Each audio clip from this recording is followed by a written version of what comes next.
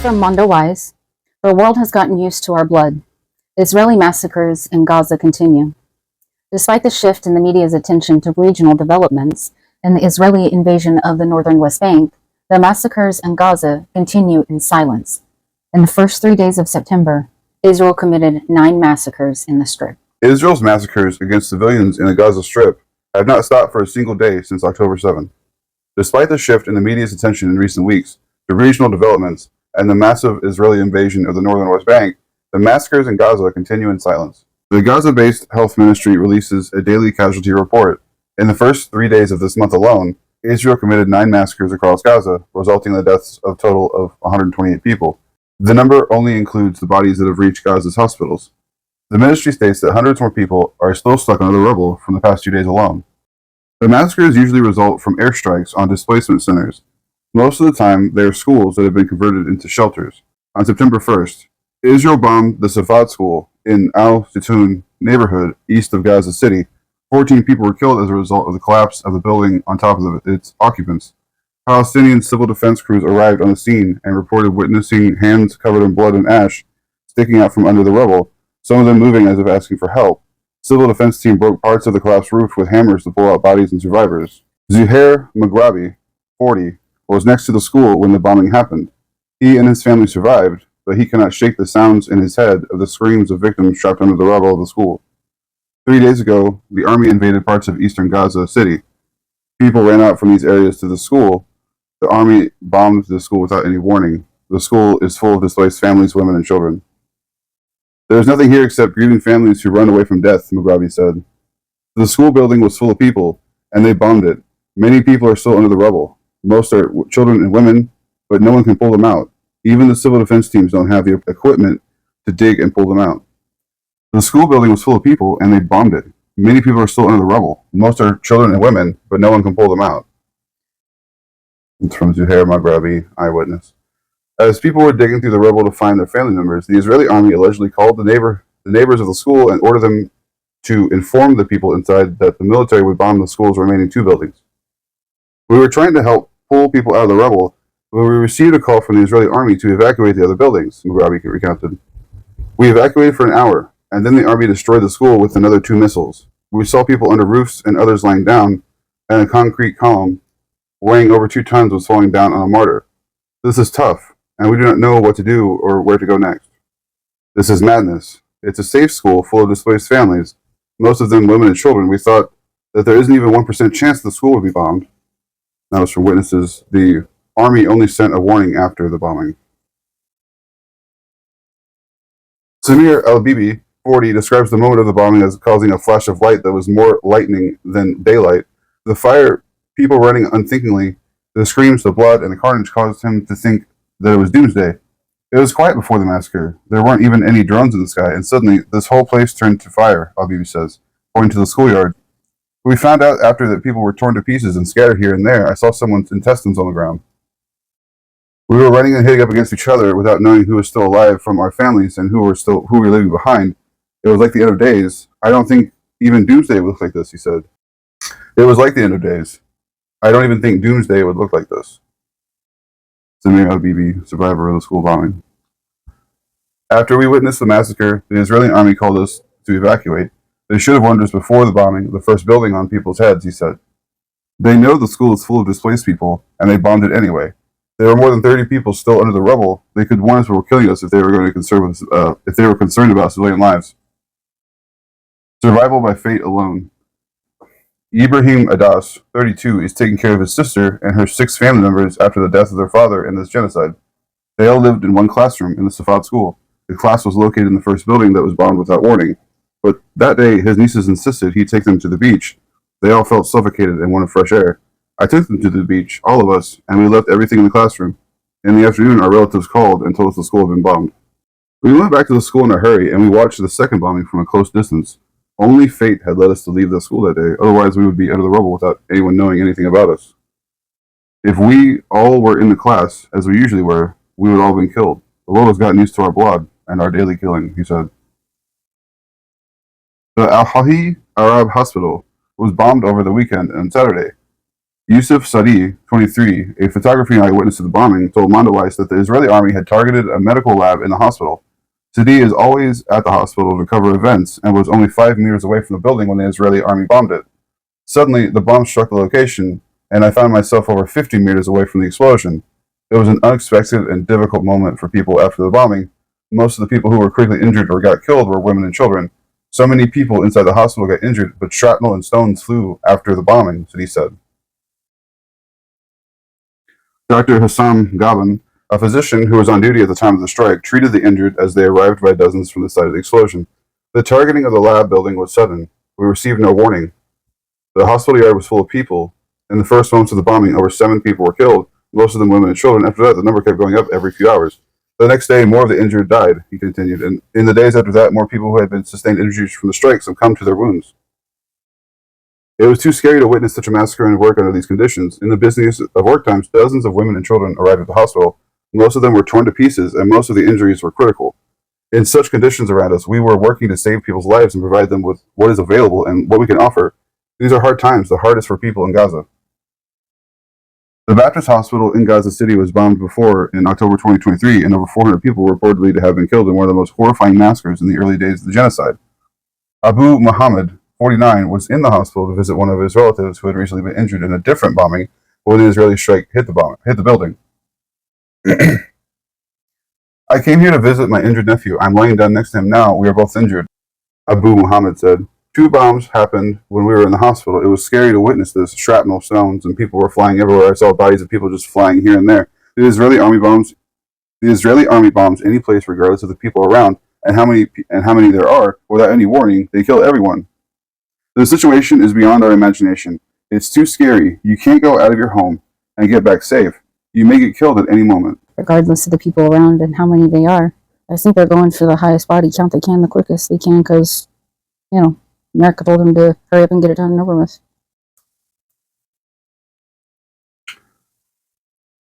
I don't know what to say. Vote for Jill Stein. Pick a candidate not backed by AIPAC. Pick someone that's not a genocidal fucking egomaniac. Free Palestine. You can never let your guard down. That's how I would see it. You'd have to keep your guard up at all times, and it's Exhausting though. That's exhausting. and also improbable because, The people still alive in Gaza should consider themselves lucky, but for what? Just to live for how much longer? Like hours longer? Like a day longer? They're just waiting for death, and that's horrible. I mean, in those conditions, it'd be hard to find meaning for life. I wish we'd stop fucking dragging our feet. that's why I wish Netanyahu would be deposed swing from. Never mind. and be charged, and he's already been charged. I wish he would be, tried and everything else. So. In The Hague for the rest of his life would be nice, right? Are you ready? No. I think we should just get rid of him. I mean, you say we should regime change Israel. we do it everywhere else for bad intentions. It'd be nice if we did it somewhere for a good intention for once, wouldn't it? That would be the one time I'd be okay with destabilizing or overthrowing another country, is to help the people within the country. That would just be us continuing to be judge, jury, and executioner. But I guess Oh, we're not going to stop that. Come on now. America's got big old ego. We're not going to stop being that. Right. I mean, we establish the UN and then tell them, what we say goes. We get a final vote. Mm. So, yeah. I mean, yeah, we all that League of Nations, Geneva, UN, we all co-signed it, and then just didn't follow a damn bit of it. So this is from Mondoweiss. Testing the boundaries for ethnic cleansing in the West Bank. The current operation in the West Bank is meant to test the boundaries of what Israel will be allowed to get away with. It is setting the stage for a forced ethnic cleansing of the Palestinian people. Ethnic cleansing is genocide. Remember the Flower Massacre? Free Palestine. Free Palestine. That's all I gotta say. Palestinian lives mean just as much as anyone else's life. Palestinian lives matter. I can't believe that you have to state that a group of people matter in the sense because they are getting actually massacred. Lives matter. In the same sense that Native American lives matter. It's just people get dehumanized over time. You have to remind other people that they're still people. Yeah, I know, you have to cut that out. Zionist is not a religion. You know, some of us don't need a religion to be a good person. Some of us, without religion, are perfectly capable of knowing that it's wrong to murder another person while you're over there shoving fire hoses up their assholes saying that it's for Yeah. the end of Torture. times, so you can bring about the end of days, so you that can you can project- go to heaven. Yeah, bro, you're Like not going every to heaven. war crime they projected onto Hamas that they've done like twofold. Like it's like they've proved debunked like half the stuff they said about Hamas, and like they do like all the shit and worse. Like it's been proven, and they're just like, what, jail IDF guards? Let's riot in the streets, guys. Equal and somewhat worse than what the Nazis did. That is just a fact. The Nazis didn't have social media. They do, and if you check out their social media, it's fucking horrible. You're trying to bring They're about just the making end of snuff times? films and destroying people's homes. Oh, no. They're dancing outside while snipping their panties and burning their houses down while they're trapped inside screaming.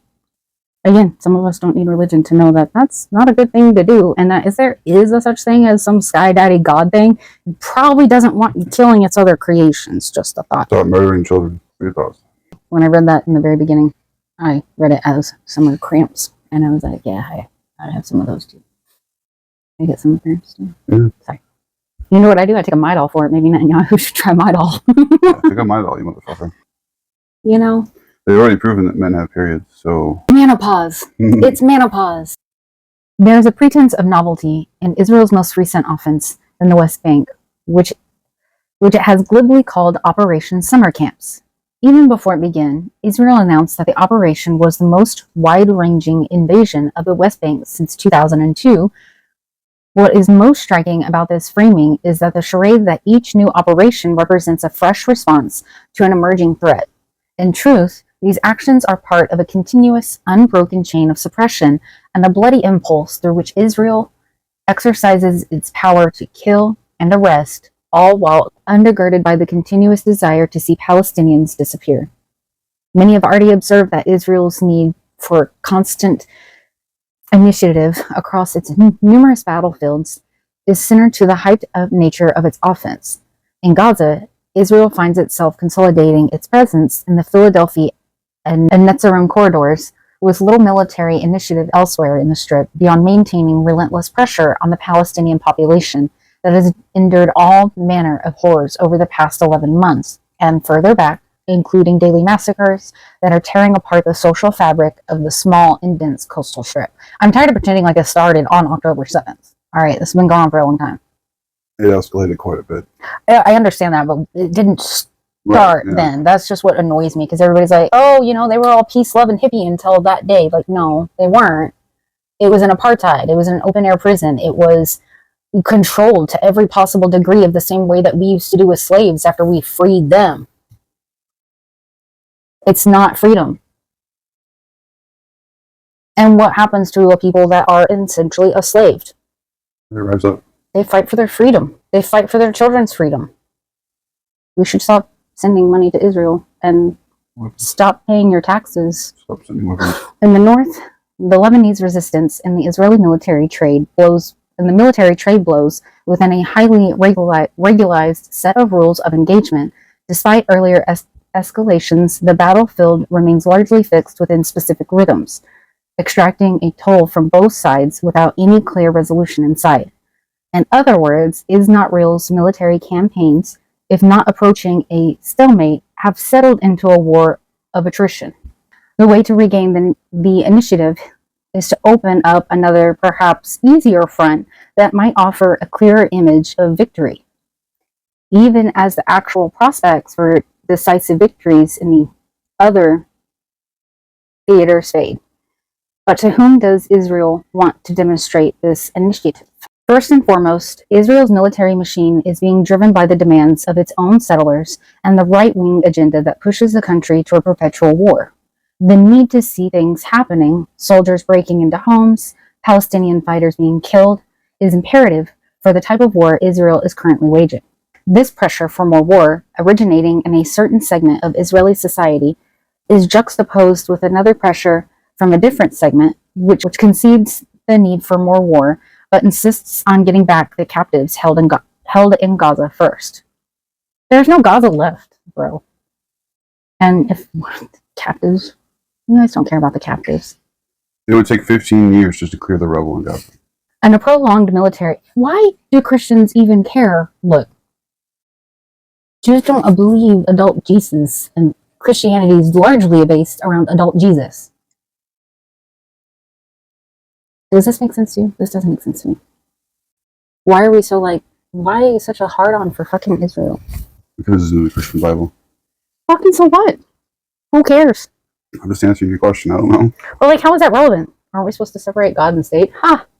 In our nation, other nations don't do that. And in our, it's questionable here anyway. It's on our money. We don't separate it. In a prolonged military campaign fraught with economic costs, social and political divisions, and an underlying fear of peace that pervades Israeli society, the military machine must continually find new campaigns to justify its actions, often designating them with bombastic and at times perverse names. These campaigns serve to placate a restless public, with each operation presented as a fresh initiative, even if they bear a striking resemblance to numerous operations that Israel has regularly carried out in the past. This narrative of tactical accumulation, the constant movement of troops, and the ability to fight on multiple fronts simultaneously serves to project an image of strength. But it conceals an underlying rot, which is Israel's lack of viable solutions when it comes to directly confronting its arch nemesis, Iran, or engaging in open warfare in the north with a Lebanese resistance. This is why the West Bank offers a convenient respite, a new theater where the illusion of control and progress can be temporarily sustained. The broader strategic picture grows increasingly dire. Second, these operations are also cognitive in nature, a term favored by Israeli military leaders and strategists to describe the collection of tactics that include engaging in information warfare, making Israel's military presence felt, committing war crimes, and causing widespread destruction to infrastructure. Israel employs this range of military tactics to create an impression on its own people, but more importantly on the Palestinians. In this context, Israel describes the Gaza model as replicable in the West Bank and flirts with the possibility of a wider ethnic cleansing campaign. Additionally, as it reenacts some of Gaza's imagery in the northern West Bank, Israel is testing the tolerance levels of its international allies and satisfying its right-wing base all at once, gauging the extent to which it can get away with changing the realities on the ground in the West Bank, Gaza, Lebanon, and in the region. It forces Palestinians in the West Bank to grapple with the anxiety of a looming war of annihilation without the concrete capacity to resist. It's a form of collective psychological torture that impacts everyone in the West Bank, who hurry to reckon with the campaign's purported novelty, intensity, and violence. Rumors spread, and the Palestinian Authority, operating in the shadows, feeds Palestinians talking points that serve to exalt the policy of Mahmoud Abbas, who, by not confronting Israel and cooperating with its security apparatus, protects against the replication of the model of an annihilative war in the West Bank. This is exactly the conclusion Israel wants Palestinians to reach. Third, on a tactical level, the military campaign is designed to take fight directly to the armed movements in the northern West Bank. This is particularly crucial in light of growing signs that some factions within the mosaic of groups in the north are shifting towards more offensive actions. These include failed attempts to plant a bomb in the heart of Tel Aviv and the resurgence of car bombs originating in the south of the West Bank. The campaign aims to put Palestinian resistance on the defensive. Yet even on those terms, the Israeli campaign already seems to be a failure. Since the campaign, 3 car bombs were discovered elsewhere in the West Bank, 1 near Malo, 2 near Bethlehem, and a shooting attack by a former member of the PA Presidential Guard left 3 Israeli security personnel dead in the southern West Bank hills of Hebron, far from the center of Israeli operations in the north. As the West Bank increasingly transforms into a hotbed of resistance and a theater for regular military operations, the Israeli army, already stretched thin across multiple fronts, will be compelled to commit substantial resources not only to conduct offensive operations, but also to maintain a robust defensive posture across a territory spanning 5,000 square kilometers. This dual demand on manpower and resources presents Israel with a problem that is already forcing a discussion about the potential impact of a third front on the military operations on the Lebanese borders and Gaza. In the past, Israel's more pragmatic leadership made calculated decisions that allowed it to secure significant gains in its wars with the Palestinians. During the Second Intifada, Israel strategically chose to withdraw from Gaza, allowing it to concentrate its military efforts on suppressing the Intifada in the West Bank. However, Israel is now governed by leaders who vehemently opposed the Gaza disengagement, with the prime minister more preoccupied with his own political survival and legacy than with long-term strategy. This leadership clings to the belief that perpetual wars will somehow advance Israel's interests despite mounting economic, political, diplomatic, and military costs. They frame Israel's current struggle as a second independence war, yet as the conflict spirals and deepens, their mismanagement of strategic dilemmas starts to take a toll. Israel is essentially relying on time and military force to resolve its challenges, but like any gamble, the outcome remains uncertain. While force may provide short-term gains, the long-term risks and costs are accumulating, and betting on an indefinite conflict would ultimately prove to be a severe miscalculation. More fundamentally, Israel's policy of economic deprivation in the West Bank, alongside efforts by its right-wing factions to decouple Israeli trade, labor markets, and infrastructure from the territory, gives a glimpse of the type of war advocated for by figures like Bezalel Smotrich and Itamar Ben-Gvir. Since October 7, the leaders of the Messianic settler movement, who are now driving Israel's government agenda, have intensified their efforts to arm settlers en masse and are directing the state to further decouple Israel from the West Bank economically, financially, and infrastructurally. This strategy reflects a broader vision of the right wing. By cutting off the West Bank from Israel's economy, they aim to deepen Palestinian isolation, further entrench Israeli territorial control, and weaken the relations that have created a comfortable status quo for the Israeli state in the past 2 decades. It also aims to artificially induce economic collapse and shrink the Palestinian economy in the West Bank. Some of these policies, such as pirating Palestinian customs taxes, have been in place for a long time, but Bezalel Smotrich is now pushing for more aggressive measures. He has hinted in the direction of financial decoupling from Palestinian banks and other forms of economic warfare designed to create abject conditions in the West Bank. These moves would deepen the economic isolation of Palestinians. It would also delink Israelis from any interest in trade and labor with the West Bank and could create conditions for an economically fueled ethnic cleansing, but more importantly, it will set the stage for a forcible campaign of ethnic cleansing. While the mere flirtation with such policies is itself a form of power, instilling fear, anxiety, disorientation among Palestinians, it also outlines the gradual erosion of their daily lives. These policies signal the slow but steady loss of economic and social stability. Let us be clear. These measures are not merely empty gestures or intimidation tactics. They serve as a clear indication of what is to come.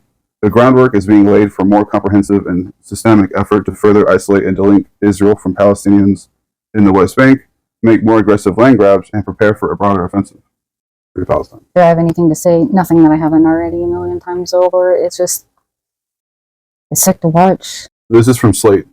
I went to a Zionist Democrats party at the DNC. What saw made me think there's a policy shift coming. It was a quiet first day at the Democratic National Convention on the hot-button issue of Israel-Palestine. The tens of thousands of pro-Palestine protesters that organizers had anticipated ended up numbering in just the 4 digits. There was only one real skirmish with police outside the convention. Inside the United Center, it was largely quiet as well, with few mentions of the conflict from speakers, little in the way of Israeli or Palestinian flags, and merely one dust-up between delegates. It was an especially quiet night at the launch party of Zionist Action Fund, the brand new, unabashedly progressive, unapologetically Zionist, excitedly pro-Kamala and pro-Democrats political arm of the pro-Israel nonprofit, despite a star-studded lineup featuring members of Congress and an RSVP list that was oversubscribed. Event is sold out. We are over capacity, read an email sent out by the organizers. Promised attendees included Congresswoman Shontel Brown, Debbie Wasserman Schultz, Kathy Manning, and Marilyn Strickland, Congressman Dan Goldman, Jared Moskowitz, and Adriano Espiliot, and Senators John Fetterman and Cory Booker. When I arrived at the event on the 3rd floor of a swanky downtown Chicago venue, there were about 3 dozen people present, facing a small stage in the middle of a dark, cavernous, and mostly empty room. A pile of t-shirts that read Zionist AF available in black and blue sat unattended on a long table out front. CNN political commentator Van Jones was at the dais finishing a speech that linked the struggle of the Black community to that of the Jewish community and taking a weird pot shot at Puerto Ricans in the process. The lineup of speakers was chock full of the Democratic Party's most loyal supporters of the American Israel Public Affairs Committee and top recipients of its financial support. No one said a critical word about the organization all night. AIPAC, the lobbying group closely allied with right-wing Israeli Prime Minister Bibi Netanyahu, has been the largest and most influential outside spender in Democratic elections in 2024 via its United Democracy Project Super PAC. It is critically not a loyal Democratic operation. In 2022, AIPAC endorsed 109 of the 147 Republican members of Congress who had voted to overturn the 2020 election for the benefit of Donald Trump. The United Democracy Project is funded in large part by Republican megadonors. If Zionist Action Fund was meant to be a counterweight to that, there was little evidence of this. Based on the lineup and the content of the speeches, it seemed more like a spinoff. It was after midnight. The first night of speeches at the DNC had famously run long. Biden had just finished up and things at the party were struggling to get going. Grindset, impresario, and assiduous podcast guest Scott Galloway loitered by the back bar. Before the event even began, its attendees were already dropping like flies. Fetterman, the junior senator from Pennsylvania, announced Sunday that he would be skipping the DNC altogether, a shocking move for an elected Democrat at any level.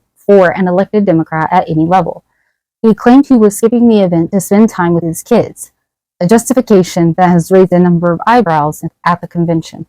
I scanned the room. I didn't see Booker anywhere either. The first elected official I finally saw take the stage was Wisserman Schultz, the Florida congresswoman whose speaking slot at Monday night's DNC had been unceremoniously scotched at the last second for time. For Wasserman Schultz, a one-time chair of the DNC herself, this party becoming her biggest stage of the night seemed not much of a consolation prize. She told the crowd that she was pushing to form a Jewish caucus in Congress.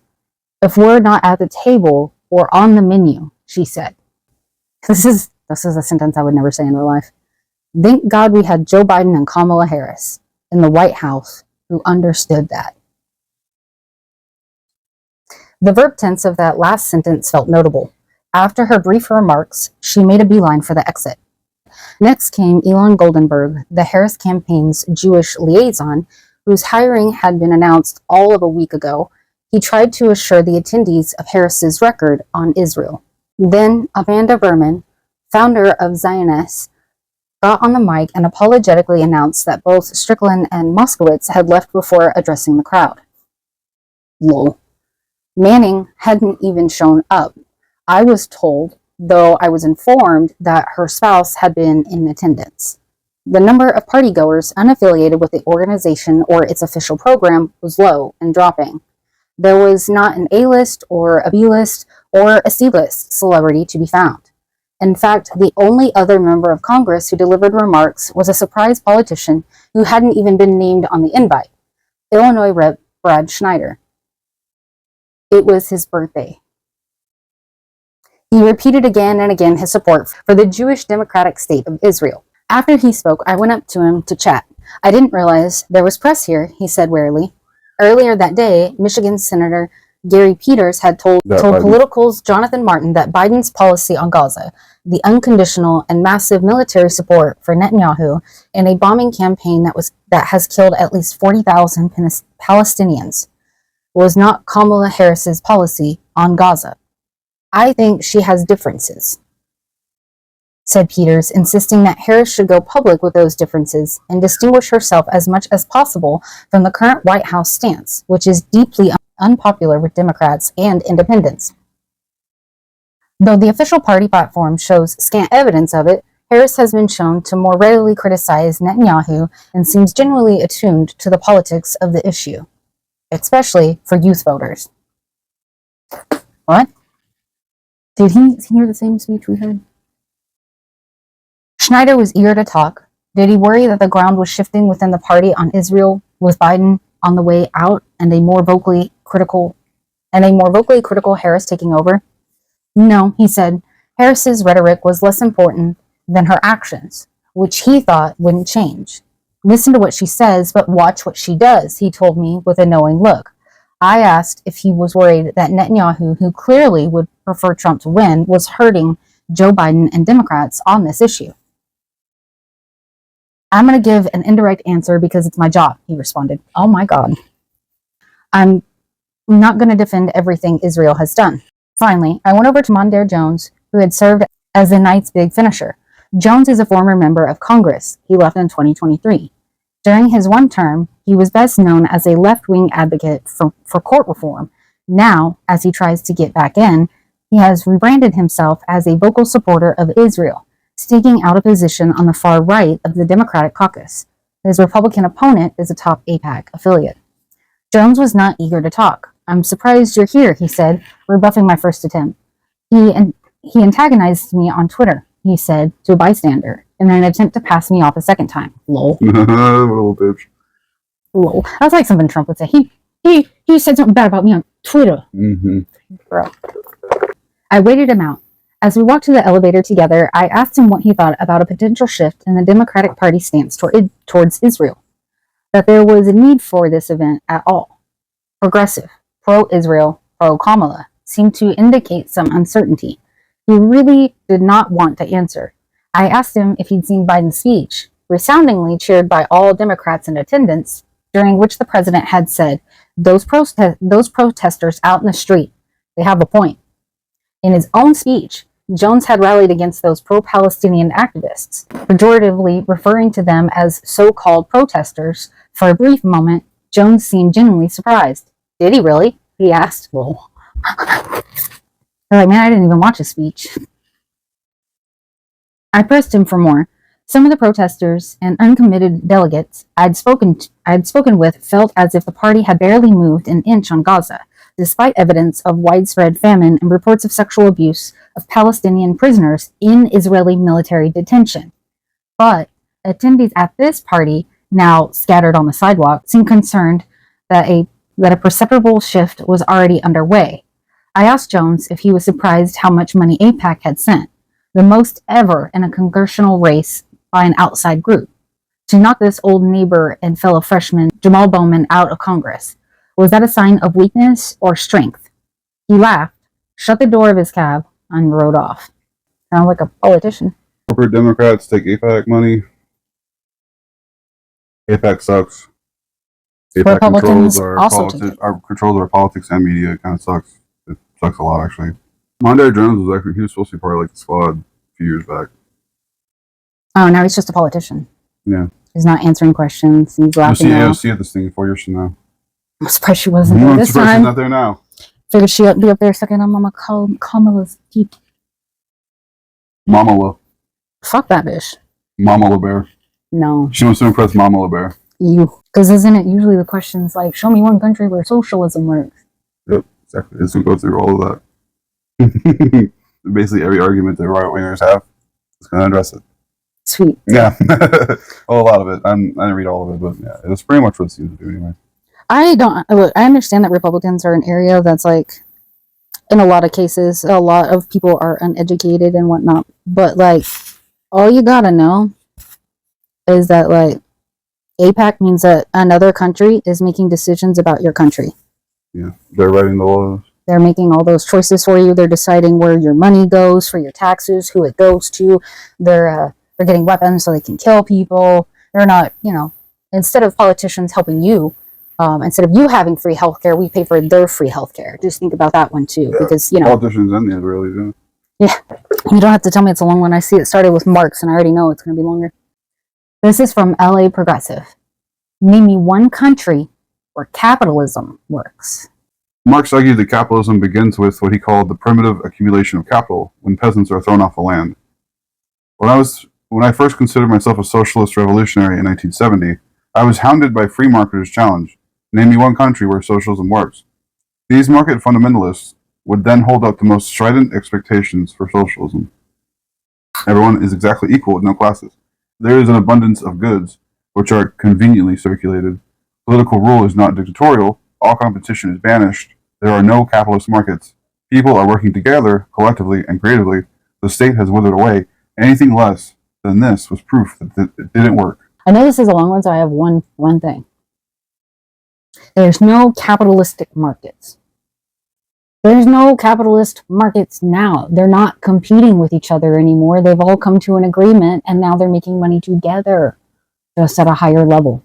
They're not competing anymore. So we're not even a libertarian capitalist. would say, well, this isn't capitalism. This is crony capitalism. I've heard that argument. What's crony capitalism? Basically, like social welfare capitalism, where you just give your money to business, the government gives money to business and subsidies and shit. That's not how it's supposed to work. It's supposed to work just basically off of pure competition. So that's not an actual capitalism. It's not blah, blah, blah. But that's what they expect a socialist state to do. That list was. It's not perfectly that. The right wingers will say it doesn't work. Lenin wanted to be perceived as like a worker. He's one of the few that I think that have actually done it. He just died early.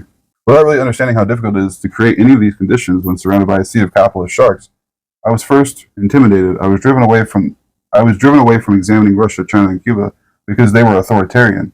Without realizing it, I had accepted more than one political candidate was the ultimate measuring rod. I didn't know how high the literacy rate was in socialist countries, that they had health care systems that were affordable or free, low-cost housing, free education, and there was little or no unemployment.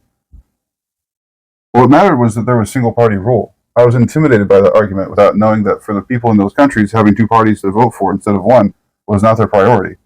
At first, an anarchist and then a council communist, I then refer to the workers' councils that existed during the Paris Commune, the Russian Revolution, and the Spanish Revolution and say, here you are, that works.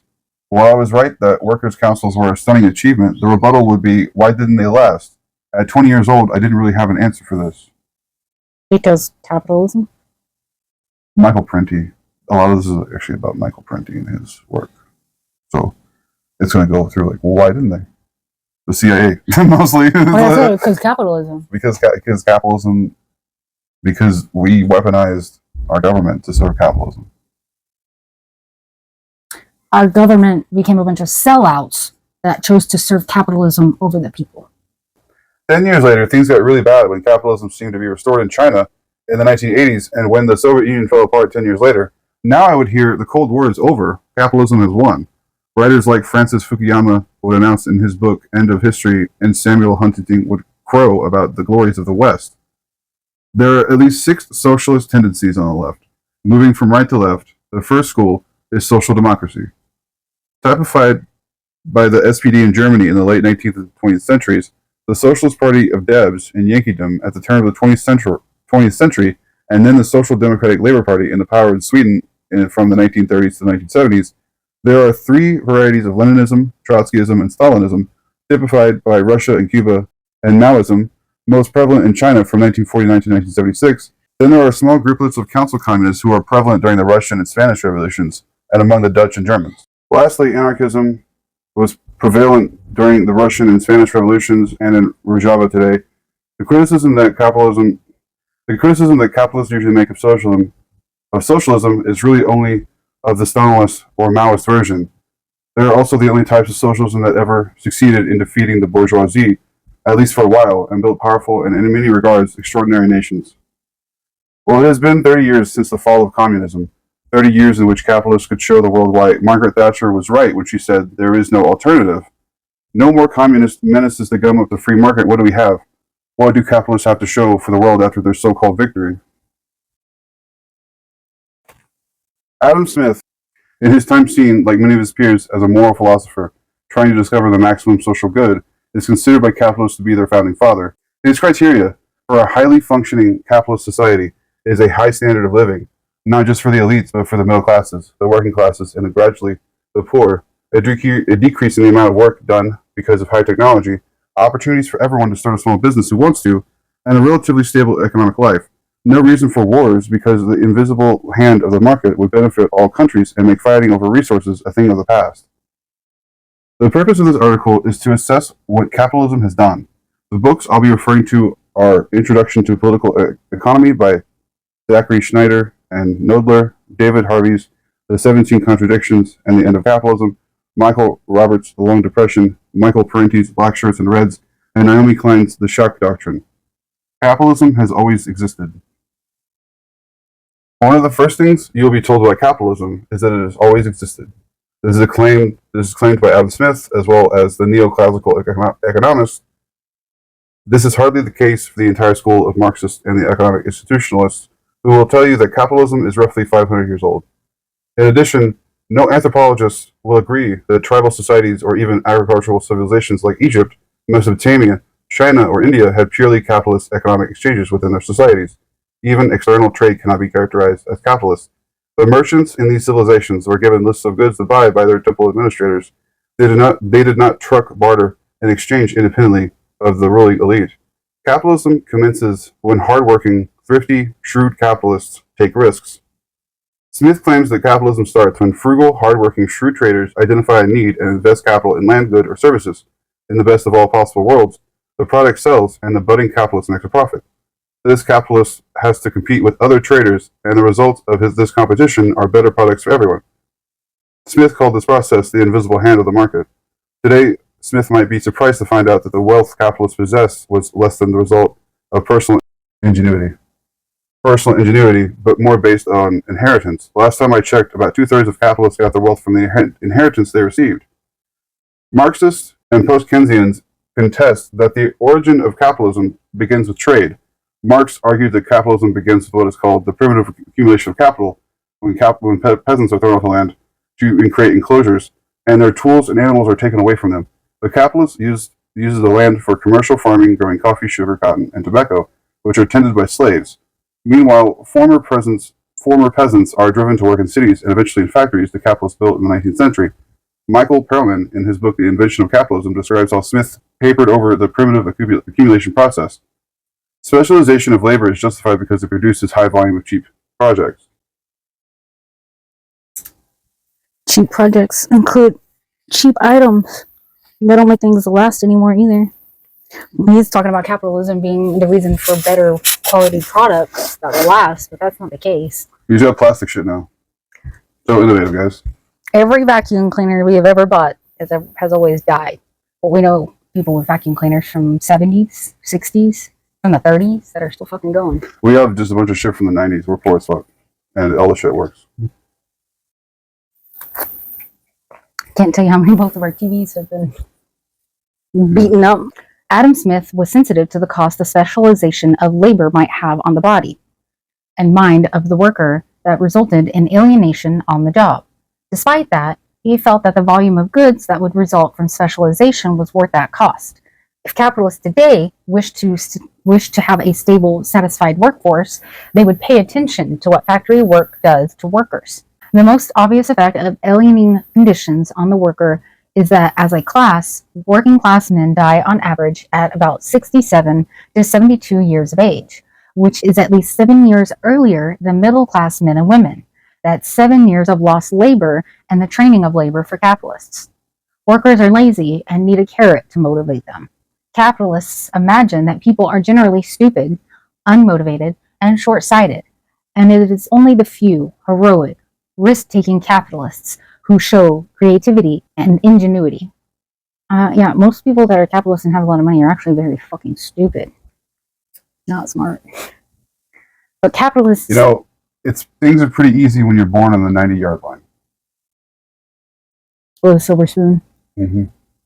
But capitalists take how workers behave in their leisure time after they are exhausted from 50 hours a week or more of work as their point of departure.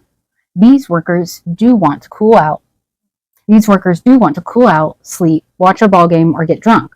But capitalists pay no attention to the fact that workers will work on their cars, build engines, and create all kinds of crafts in their free time without being paid at all. Capitalists also ignore the fact that in cases when workers have control of what, how, and when they produce, as in worker self-management or worker cooperative experiments, they have higher rates of productivity than they do when working for a capitalist. Competition between capitalists leads to better products and lower costs. You got that backwards, bro. These are the things he's debunking. And it's more like higher costs and worse products. That's the incentive, is to cut corners and make the cheapest product possible, whether it works, whether it lasts or not. Oh, so Boeing really is the most American company there is. Sadly, maybe. Actually, I would say Dollar General probably kills smaller businesses more often than Walmart. Yeah. There's not a Walmart in Podunk nowhere. There's a fucking Dollar General. You better believe there's a Dollar General. Dollar General's a money pit. No. Adam Smith believed that the fruits of competitive capitalism would lead to lower prices for consumers. This is not what has happened. Competition between capitalists leads to a concentration of capital in a few corporations and the elimination of smaller capitalists. As Marxists Barron and Sweezy point out, corporate capitalists agree not to engage in cutthroat competition, and the prices of commodities are pretty much the same. Corporations compete through advertising, not on the prices themselves. The state is minimally necessary in the orchestration of capitalism. State intervention was extremely important in helping to get the United States out of the Depression through the New Deal programs. Furthermore, today, the lack of state intervention is directly connected to the amplification and spreading of COVID-19. Furthermore, today the lack of state intervention is directly connected to the amplification and spreading of COVID-19 because there has been no national plan developed at the federal level. Additionally, the professed but rarely implemented ideology of patriotism notwithstanding, capitalists are globalists, and they need the state to intervene in the process of both subordinating workers in colonized countries and attacking and overthrowing governments who do not want to hand over all their natural resources to foreign corporations. Capitalists require a visible fist to work hand and glove with the invisible hand. The abundance of goods and services is what justifies capitalist profits. In Adam Smith's time, making a profit on material or consumer goods was the only way to make a profit. However, after World War II, capitalists realized that there were great profits to be made on war industries and that it was far less risky. In addition, with the rise of the banks in the 20th century, it was profitable to make money based on the speculation of stocks and bonds. This means that today, capitalists are far more interested in making a profit in defense of spending and stock market speculation than investing in commodities or building infrastructures. The fickle moods of the spending public are too dangerous to invest in on their own. So too, profits made on infrastructure is too slow a turnaround time to wait for. This is the reason Yankeedom, it's so funny, Yankeedom has trillions of dollars of infrastructural work that sits waiting. One problem for capitalists is the profits made on the military destroying productive forces, and the wealth made on paper transactions produces no social wealth. Yet both are counted as profits along with the real wealth based on selling goods and services. The result is a society whose profit claims are wildly exaggerated if wealth is judged the way Adam Smith thought best. The wealth of capitalists will have a trickle down effect on workers. I remember that. Reaganomics. The bad thing about capitalism is that it's selfishness. It's more about how much money I can make and not whether or not you'll live to work another day. It's just short-sighted, short-term. Very short-sighted, I would say, or people would care more about all the toxic waste that they dump into the rivers and stuff. If people thought more on a global scale or on a long-term scale, after I am gone, my children's children type scale, then the world would be a much better place. Because then we'd be trying to preserve something instead of just how much money can I make in the time that I'm. I'm 80 years old and I don't care about anyone except me. Well, if you're 80 years old, you probably are at the top of the bar because the people below you make it to 67 to 72. So you're 80 years old, sitting back I made it to 80, and all those fuckers under me, thousands of people, they all died 12 years prematurely. And you owe all your success to their exploitation. You think anyone's going to be holding Trump's hand? Probably. Yeah, Melania's going to be over there trying to fucking put kinks in his fucking IV or something.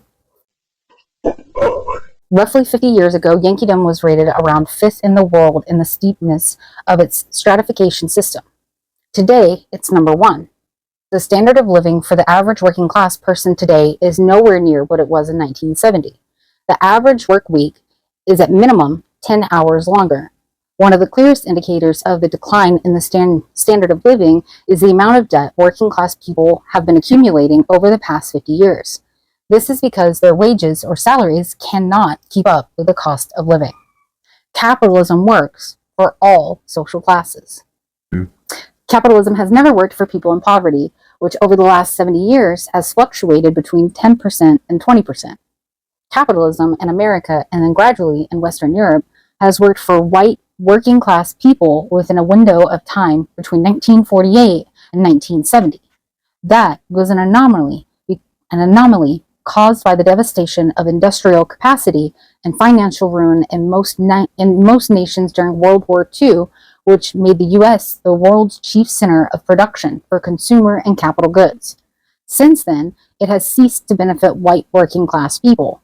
Since the crash of 2008, political economist Richard Wolff has said that those who have benefited from capitalism are the upper middle class, 10%, the upper class, 5%, and the ruling class, 1%. Actually, the actual ruling class is far more concentrated than 1% of the population, an arbitrary figure chosen by the Occupy Wall Street activists for the sake of expedient propaganda. A more realistic estimate is between 0.2 and 0.01% of the total population. As of today, capitalism works for less than 20% of the population. Capitalism shrinks racial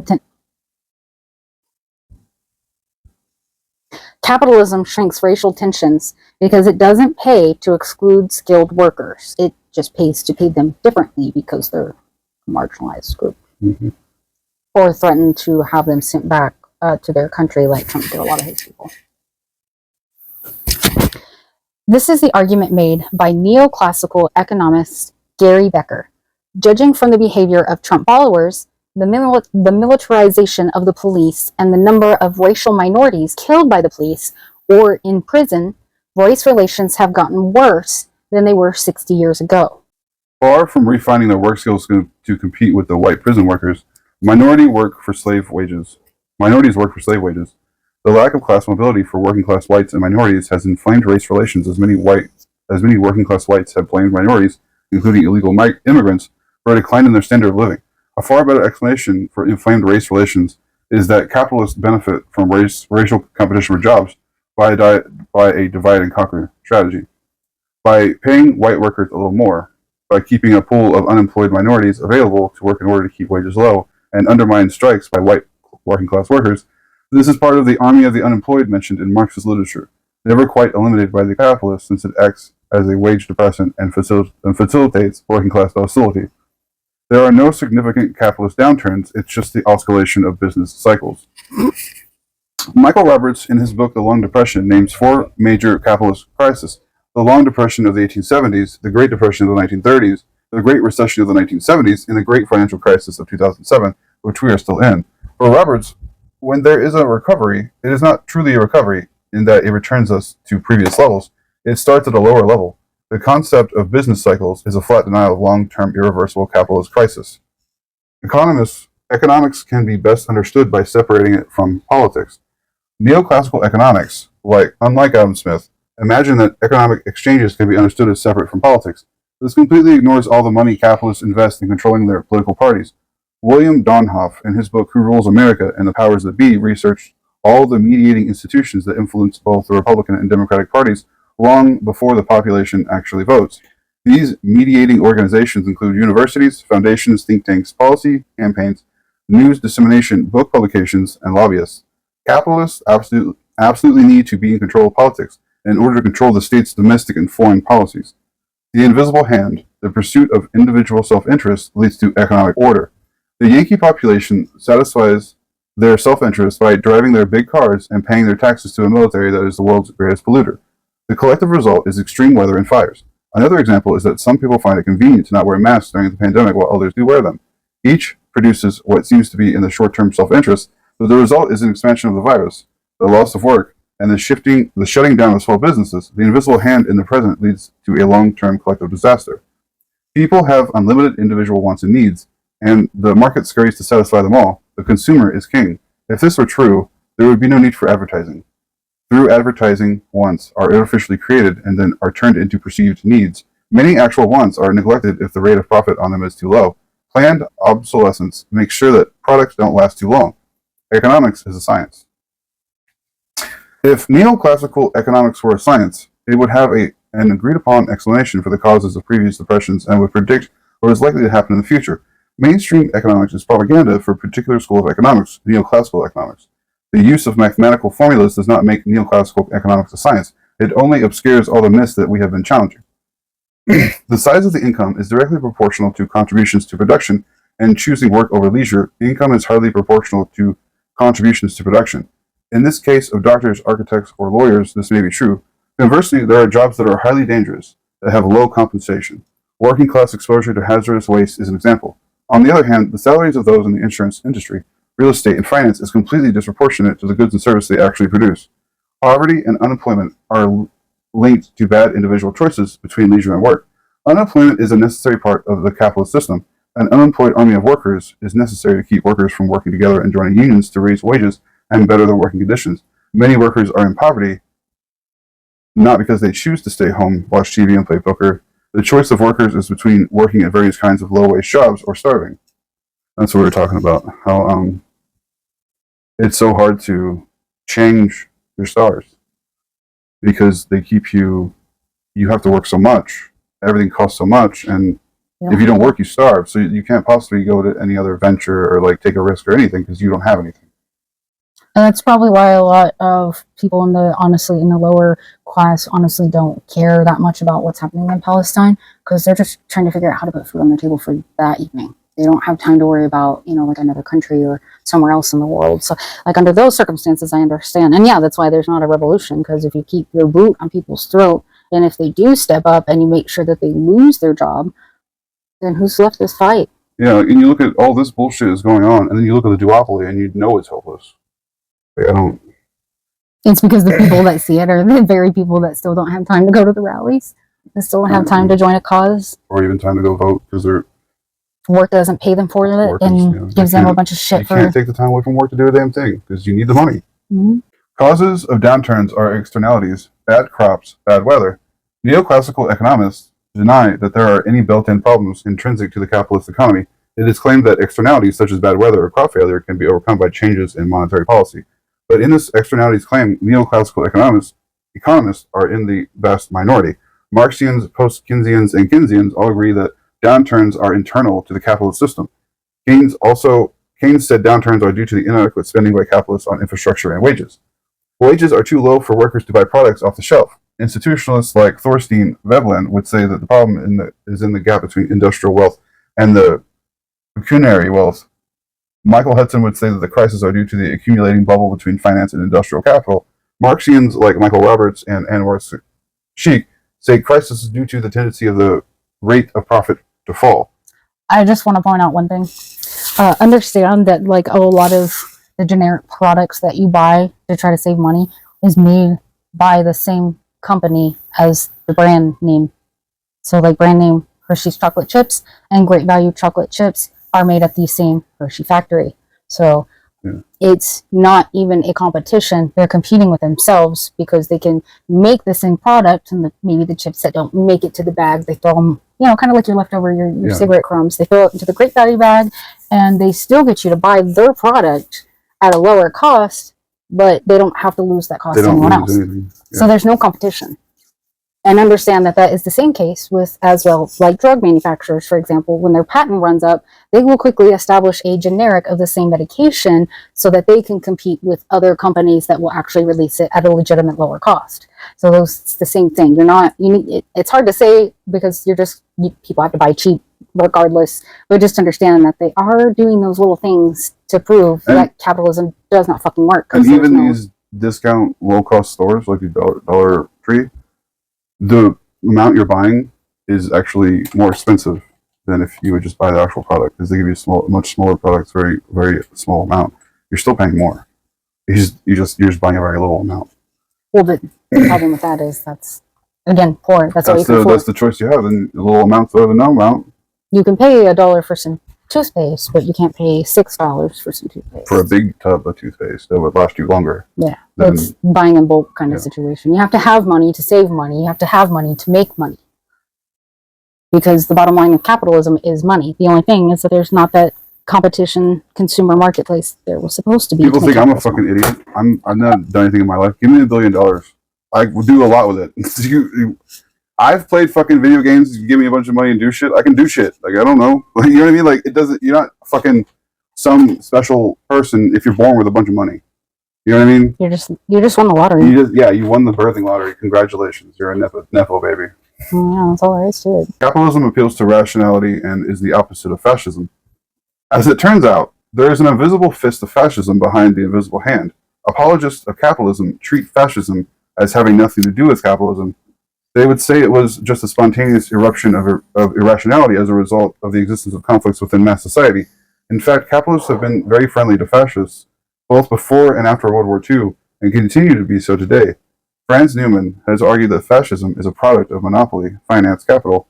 Fascism provides a simplistic outlet for some working-class whites and large numbers of small business owners who are being crushed by large corporations. The outlet is to blame religious or racial minorities for their problems rather than the capitalists. Michael Parenti tells us that in Germany, the greatest source of Hitler's wealth was a secret slush fund to which the leading German industrialists regularly contributed. Fascism in Germany was favorably looked on in Yankeedom. Henry Ford traveled to Rome to pay homage to and strike economic deals with Mussolini. Mussolini was hailed by the press in Yankeedom throughout the 1920s and 1930s, including Fortune magazine, the Wall Street Journal, the Saturday Evening Post, the New York Times, the Chicago Tribune, and the Christian Science Monitor. They hailed Mussolini as a bearer of order to Italy. Newspaper giant William Randolph Hart instructed his correspondents in Germany to only 5 positive reports about Hitler's regime. Germany to only file positive reports about Hitler's regime. They even opened their columns to the occasional writings of major Nazi leaders like Alfred Rosenberg and Hermann Göring. During the early war years, Western capitalist states were also cooperating with fascism. The English Prime Minister Chamberlain was on very good terms with Hitler, and like many members of the ruling class, saw fascism as a defense against communism. How dare we let people be happy? Let's stop that. When the workers have power, it means they have less power, less money. The Rockefellers' Chase Manhattan Bank used its Paris office in France to launder German money to facilitate Nazi trade during the war. Corporations like DuPont, Ford, General Motors, and ITT owned factories in enemy territories that produced fuel, tanks, and planes. Pilots were given instruction not to hit factories that were owned by U.S. firms, including those that produced military equipment for the Nazis. See Charles Hingham's Trading with the Enemy for more. Holy shit, I didn't fucking know that. I mean, I like how Bayer is not mentioned in there. Oh. In case you don't know, Bayer, who makes baby aspirin, also made the gas that kills. They're a German company, though. They are a German company. Yeah. We're talking about, these are American companies. Fucking built shit there and produced stuff for them. Well, and then we're told, there are fucking people were told not to bomb them in Germany. What the fuck? What the fuck? I am actually not surprised. I'm not surprised that we gave weapons to Nazis. It explains why we delayed joining the war for so long, even while we're profiteering on both sides. Yeah, well, that's what we usually do. And then we figured out okay, if we start smaller wars in countries nobody cares about, then we don't have to worry about it. We can still facilitate both sides. But then this thing called TikTok happened. And evil as hell. Capitalism. It is evil. Capitalism is evil. Why at any point in time would you decide that $1 is more important than a human life? Unless that human life has been an absolute waste, as in a serial murder, a serial child rapist, somebody named Netanyahu. Within a year after the war, almost all Italian fascists were released from prison while the communists who fought the fascists languished in prison. According to Parenti, under the protection of the Yankee occupation authorities, the police, the courts, military, security agencies, and bureaucracy remained largely staffed by those who had served the former fascist regimes. After World War II, the United States brought the top military and scientists from fascist Germany to the United States to work for them. I was about to say something about that. C. Martin Lee's The Beast Reawakens for more on this. Between 1945 and 1975, the Yankee rulers helped to keep fascism afloat in Italy, supplying $75 million to right-wing organizations in Italy. That's a lot for back then, too. Their modernization process is inevitably good for all societies. Modernization theory divided modern societies into Western Europe and the United States, and the rest were traditional societies. Fascist and communist societies were excluded from the category of modernization. Traditional societies, tribal and agricultural societies, were seen as economically and technologically backward, superstitious, and driven by irrational customs. Modernization theorists believe modernization would improve traditional societies. In fact, modernization is relatively good for Western Europe and the United States core. Modernization theory ignores the fact that an increasing number of traditional societies have been colonized, and this is the reason for the lack of material resources. Andre Gunder Frank's book, The Capitalism and Underdevelopment in Latin America, demonstrates this. Nation states are autonomous from each other, and whether their country is wealthy or poor depends on the economic policies of that country. It depends on what policies we establish. That's what they claim. Capitalism is a global system that is far more powerful than any individual nation state. Capitalism constantly needs new markets and imperialistically exploits countries on the periphery in the core states' quest for cheap land, natural resources, and labor. Nation states are interdependent. Sorry. Western societies have created a model for modernization because of something inherent to them. There is nothing in the inherent makeup of Western societies that makes them more suitable for modernization. It is true that Western societies developed capitalism first because their adequate rainfall and mountainous terrain made it unnecessary to develop an unitary empire based on centralized irrigation system. Merchants were not beholden to emperors or kings as in the great agricultural civilizations, but that was happenstance and had nothing to do with any imminent European miracle. Western European societies developed capitalism without any pressure or colonization from other parts of the world. Countries outside of Western Europe that are striving to modernize have to overcome their history of colonization by Western societies. Furthermore, it is difficult to develop a scientific and engineering base. Many of these colonized nations are in debt and beholden to the IMF and World Bank of loans. These banks do not want colonized countries to develop an independent scientific base because those scientists and engineers might develop a resource base that is separate and might make the resource bases of the West obsolete. Economic history and cross-cultural economics are not very important. Since neoclassical economists like to think that capitalism has always existed, they tend to play down the history of European economic systems. They are also not very aware of the comparative economic systems of tribal societies or agricultural states. Both the study of history and other cultures from around the world give a relatively to the current capitalist system that works against this propaganda. International trade benefits all nations, theory of comparative advantage. In her book, The Shock Doctrine, Naomi Klein identifies the Chicago Boys as initiating the economics of Chile, Argentina, Bolivia, Poland, Russia, South America, Africa, and Iraq for the glories of market fundamentalism. Was the result that Adam Smith would have expected? Was the result what Adam Smith would have expected? Hardly. These economies had their social safety nets decimated. Conditions for workers resulted in insecure jobs, lower income, longer hours, and growing debt in the world to the World Bank or the International Monetary Fund. They were given loans for the support of the tourist industry, growing cash crops rather than the substance, or taking care to develop industries that were most efficient in developing the natural resources in their own country. History has proven that capitalism works and socialism is a failure. This assessment is purely propaganda. When a neoclassical economist picks a capitalist society, it picks the most favorable example, such as the United States in the 1960s or Germany in the 1990s. It fails to acknowledge that since most of the world is capitalist, this includes authoritarian capitalist dictatorships that exist in many parts of the world, especially the so-called capitalist periphery, places such as Indonesia, ruled by military tyrants and oligarchic cliques beholden to foreign interests. These dictators were installed by core capitalists to represent rebellion. Conversely, when a neoclassical economist picks a socialist country, it usually refers to the worst time periods in Russia, China, Cuba, Venezuela, or North Korean history. In defense of Leninist communism.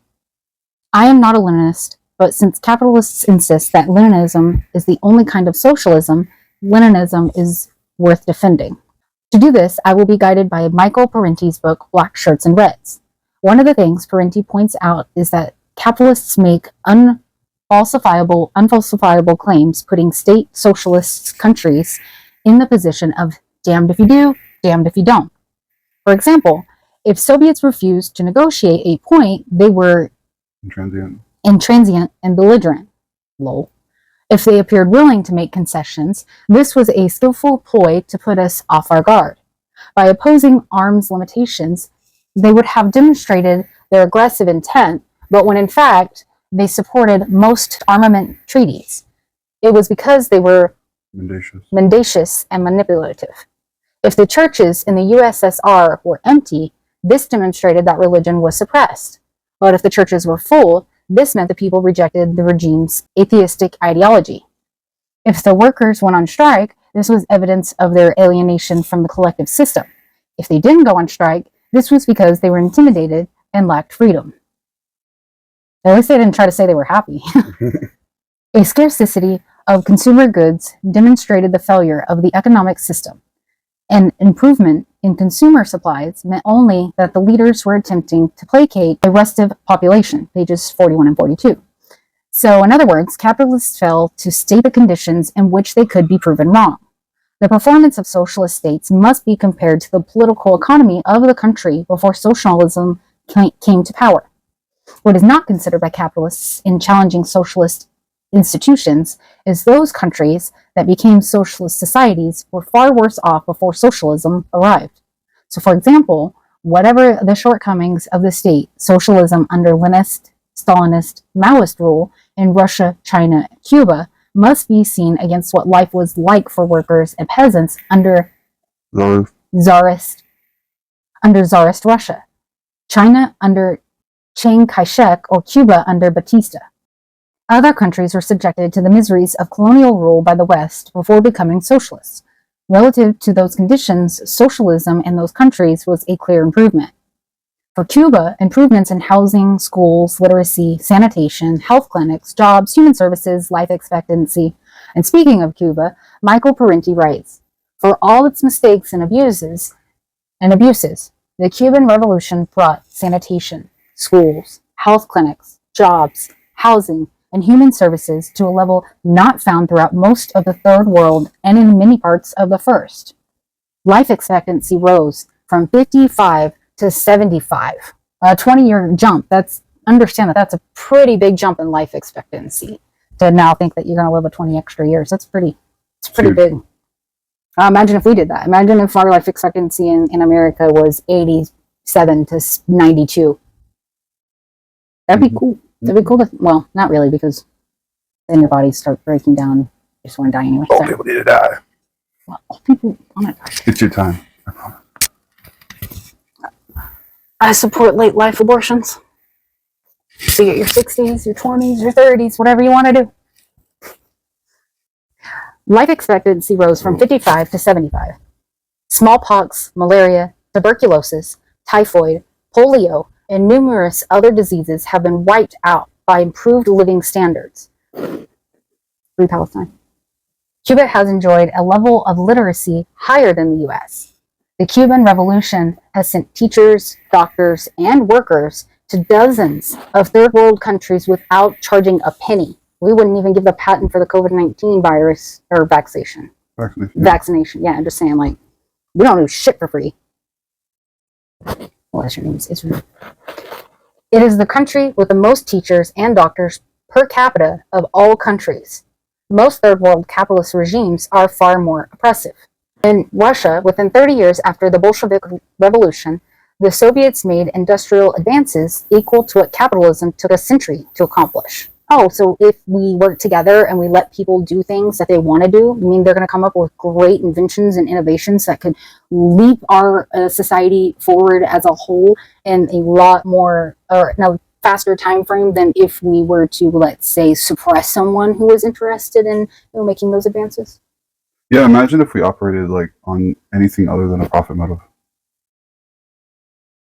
I can't, because like even myself, everything I do, I think about, as an American, like everything you do has to be monetized.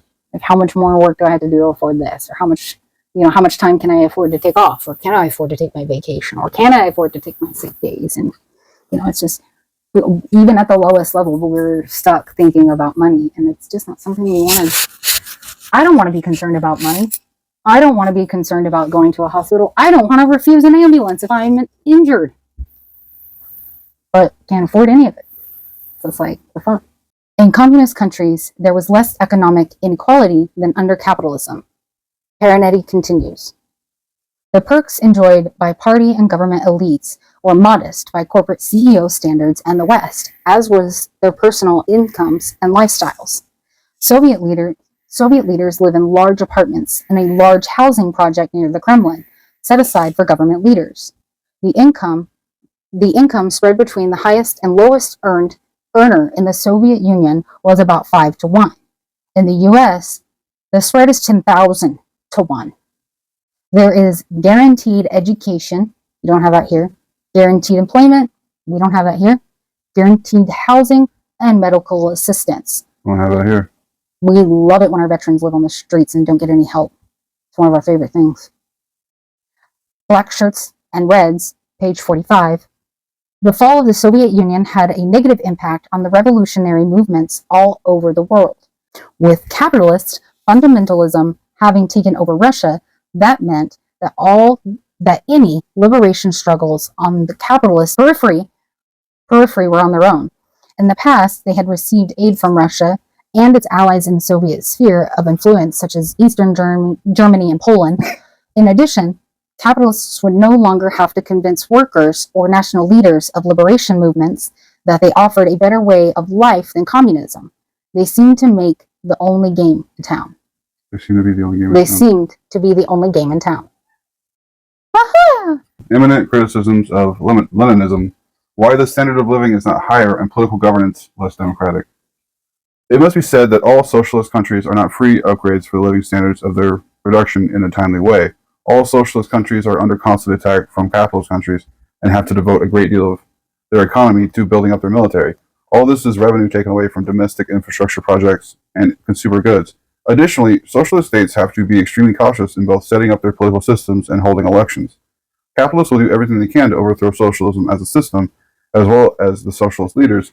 Given the record of the CIA attempting to overthrow roughly 60 governments since its inception, socialist revolutionaries have good reason for being cautious and less willing to have elections resembling a free-for-all.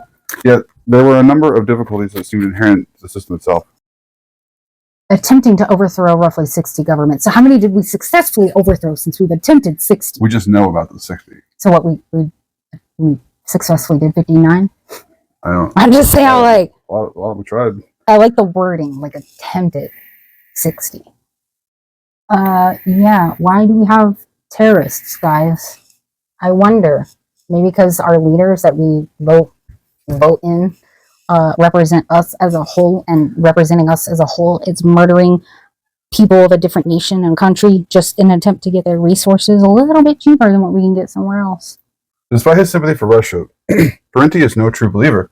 He says the eccentricities of the revolutionary survival did not make it inevitable.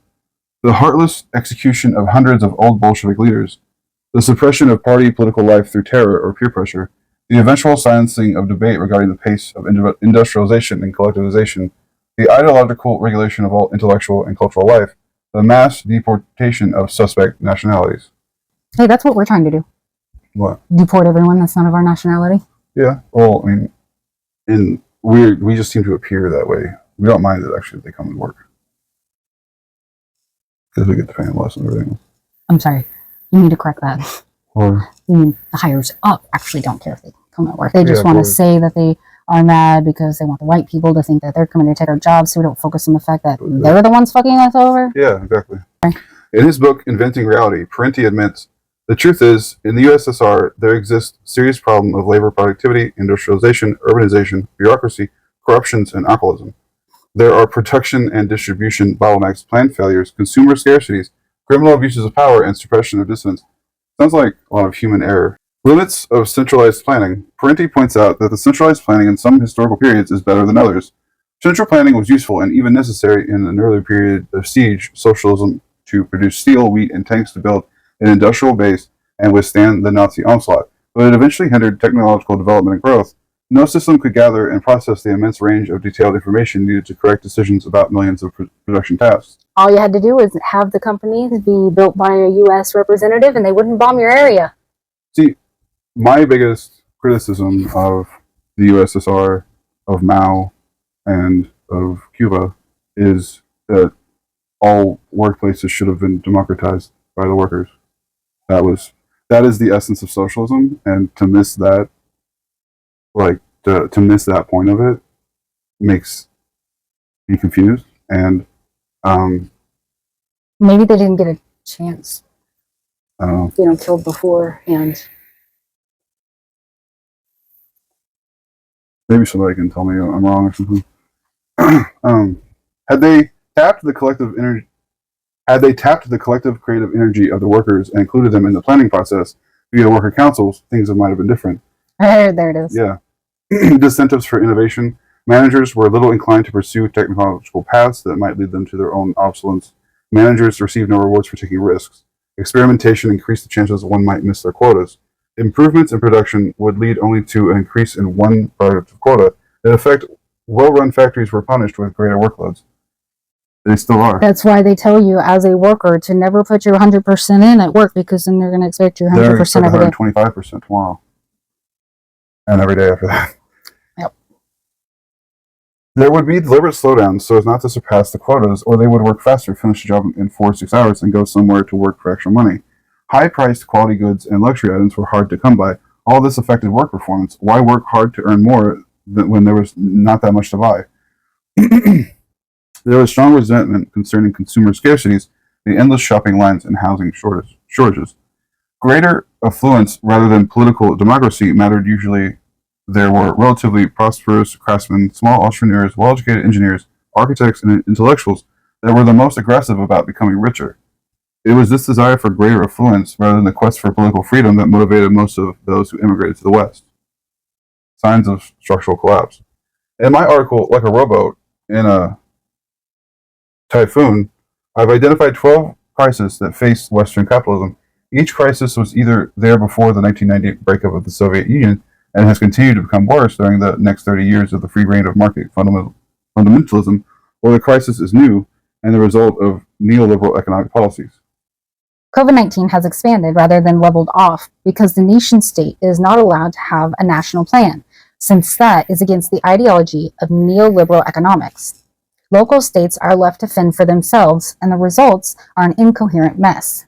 Large parts of the Yankee population, full of rugged individualism, are in denial there even is a pandemic. They're ignoring what scientists say and are speculating the virus and are spreading the virus as they dance together in clubs and on beaches. Other countries have risen to the occasion with half the resources. Socialist countries like Cuba, China, Venezuela, and North Vietnam have responded well and admirably.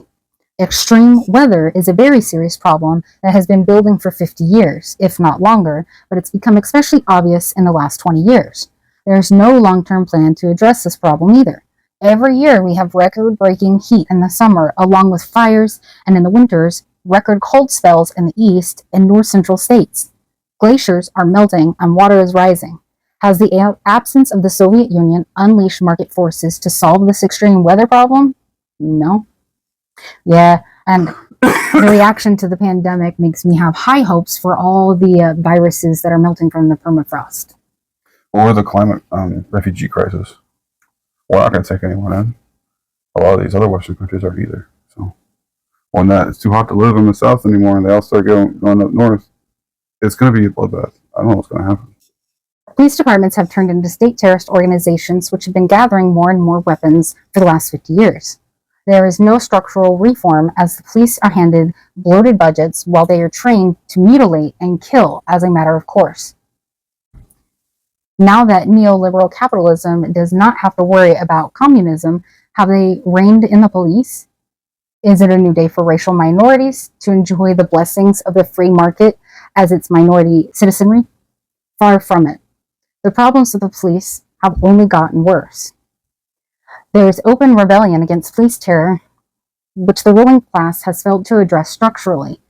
Besides police attacks, there is the prison industrial complex, filled with a disproportionate number of minorities, many in for minor crimes. Any claim for reparation for minorities is like spitting in the wind. This has gotten even worse since the killing of Oscar Grant in Oakland in 2011. Since 1990, when the capitalists thought they won, things have gotten worse. Kamala Harris refused to let nonviolent prisoners out because capitalists who have invested in prison labor need the workers. As market fundamentalism fundamentalism triumphed since 1990, given the working class and small business owners a better life? The answer is still a resounding no. In fact, it has attracted them to fascism. Openly armed fascistic groups publicly wave Confederate flags and white power signs. We know better than to think these groups originated with Trump. To know they just thought that they could talk more. Yeah, they just felt safer to come out about it. Well, if their president was racist, then they could be too. With its policy mantra of austerity at home and abroad, it is more likely that white working class people and small business owners will continue to be drawn to fascism with or without Trump. Their economic circumstances have deteriorated particularly since 2008, especially because of the absence of socialist alternatives here. We are in the worst capitalist crisis in history because the coronavirus has crippled the physical economy. Political economist Jack Rasmus says the real unemployment rate is between 25 and 30%. Those who are working at reduced workloads. Consumer spending is very low. Both parties sing a capitalist tune that workers might die so the economy can live. This is an economic policy. This is what capitalists say we can look forward to with its happy victory over socialism. Woo. For Adam Smith, capitalist wealth was based on building infrastructures, goods, and services, and making life easier for the lower classes. Free market fundamentalists since 1990 have continued to ignore these things. After 1970, financial capital got increasingly out of control. Has the absence of the Soviet Union allowed neoclassical economists to reign in the banks? Fat chance. Today, fictitious capital greatly outstrips industrial capital in terms of its claim on social wealth.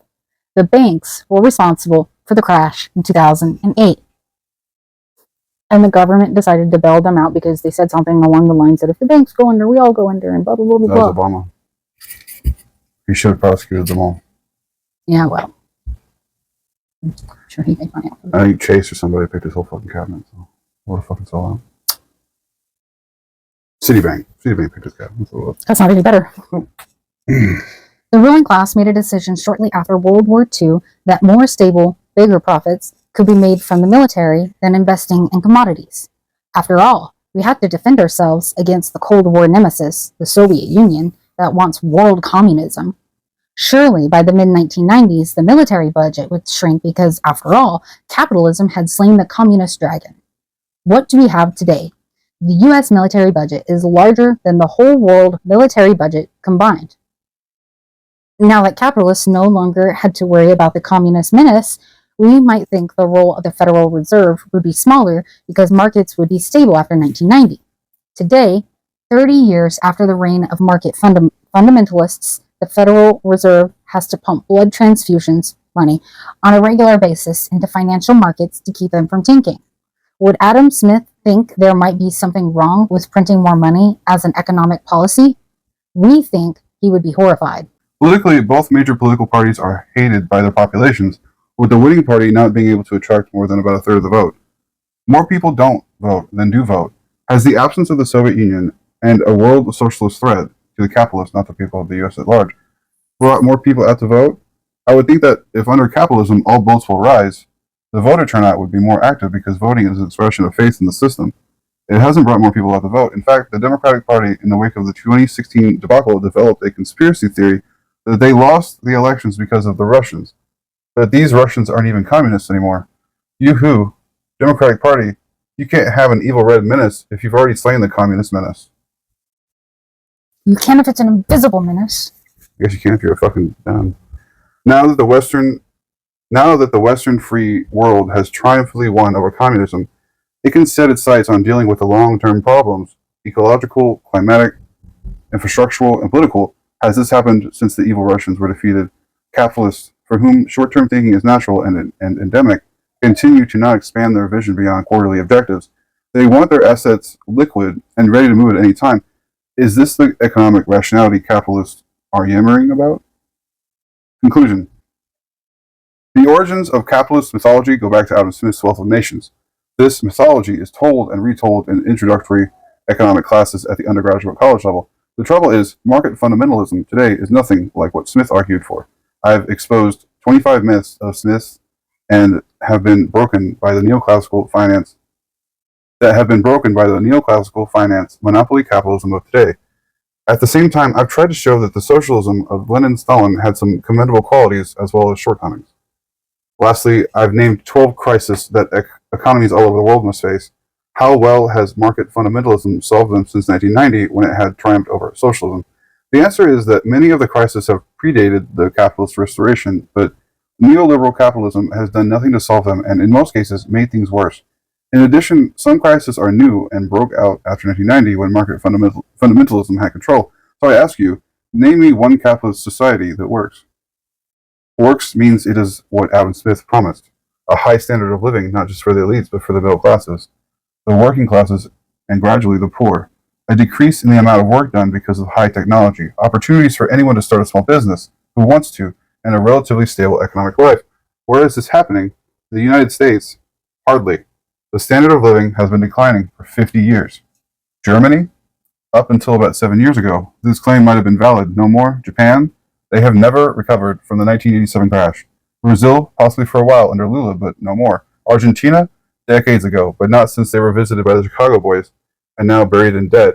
It's a similar case as Chile.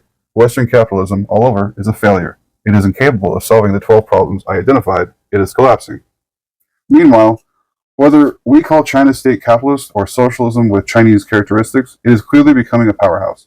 With its infrastructural projects, including the Belt Road Initiative, it is providing selective countries with infrastructure and work.